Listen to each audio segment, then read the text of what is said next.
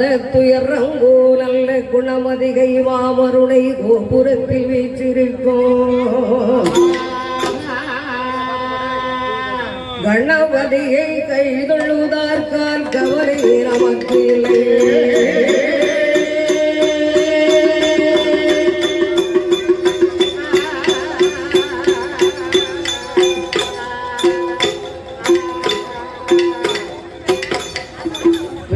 தகிட குண மதமோடொளி கரை தகிட குண மதமோடொளி கரை வேல் முருகா வேல் முருகையா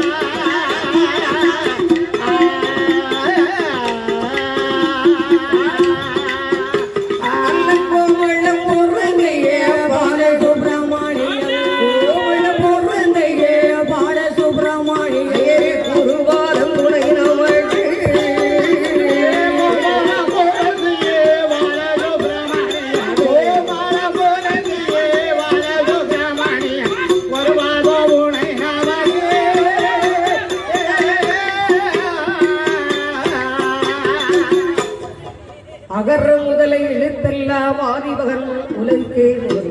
ஆமா, அதாவது என்ன, இந்த தைப்பொங்கல் திருநாள் இன்றைக்கு இரண்டாவது நாளாகவே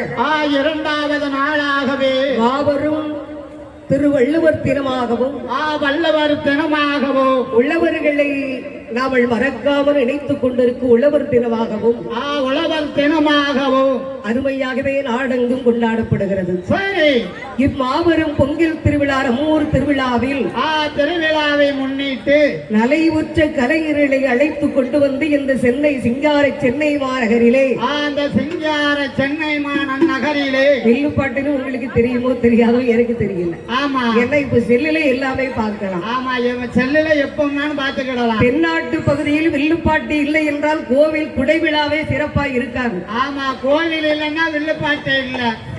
ஆனா இப்ப காலங்கள் வேற, கம்ப்யூட்டர் உலகம். அதனால நலிவுற்ற கலை என்று சொல்லக்கூடிய இந்த வில்லிசை ஆயக்கலை 64 கலைகளிலே இந்த வில்லிசை கலையும் ஒன்று. ஆமா, ஆனால் இன்றைக்கு ஆண்டு கொண்டிருக்கிற ஒரு அரசின் சார்பாக இந்த பொங்கல் திருவிழாவை முன்னிட்டு எல்லா கலைஞர்களையும் அழைத்துக் கொண்டு வந்து தைத்திருநாள் சிறப்பாகவே இந்த சென்னை மாநகரிலே நடந்து கொண்டிருக்கிறது. சென்னை மாநகரிலே நடந்து கொண்டிருக்கிறது. இப்படி இந்த கவி பேரரசாக விளங்குகின்ற என்னும் நம் குரலை எடுத்துக் கொடுத்து நம்முடைய நாட்டுக்கு கிட்டத்தட்ட 1300 திருக்குறளை தந்து அதன் மூலமாகவே மக்களுக்கு நற்செய்தியும் நல்ல ஒரு எண்ணங்களை உழைத்து இன்றைக்கு திருவள்ளுவர் தினமாகவே நாமல் கொண்டாடப்படுகிற நாள், திருவள்ளுவர் கொண்டாடக்கூடிய நாள். மாபெரும் இந்த திருவள்ளுவர் தினத்தன்று அவருடைய இந்த வள்ளுவரை நினைவில் கொண்டு மனதிலே நினைத்துக் கொண்டு நமது வில்லிசை மூலமாகவே திருவள்ளுவரின் வரலாற்றை சிறிய கதையாக பாடுகின்றோம். சிறிய கதையாகவே நாங்கள் பாடிக்கொண்டு வருகிறோம். அதனால் இதை கண்டுகளிக்கும் அனைவர்களுக்கும் எங்கள் வில்லிசை குழுவின் சார்பாகவே நன்றியை தெரிவித்துக் கொண்டு ஐயன் நமக்கு குரலை உலகிற்கு நம் தமிழ்நாட்டு மண்ணுக்கு கொடுத்த தெய்வ புலவராம் திருவள்ளுவர் எங்கே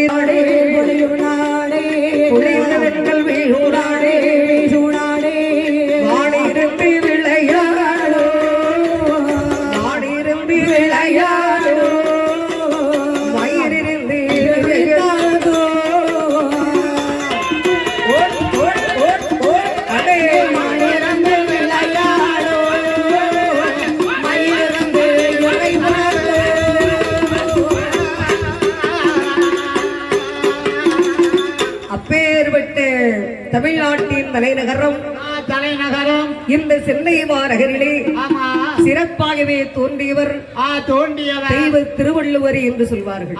திருவள்ளுவர் என்று சொல்வார்கள். இந்த திருக்குறளை நம் நாட்டுக்கு நமது நாட்டு மக்களுக்கும் ஒவ்வொருவருக்கும் சின்ன குழந்தைகளுக்கும் அருமையாகவே தெரிந்து கொள்ளப்படுகின்ற அளவுக்கு அருமையான நூலை வகுத்து கொடுத்த ஐயா திருவள்ளுவர் அவர்கள் முன் ஒரு இந்த சென்னை மாநகரிலே கிட்டத்தட்ட அருமையாகவே தோன்றியவர்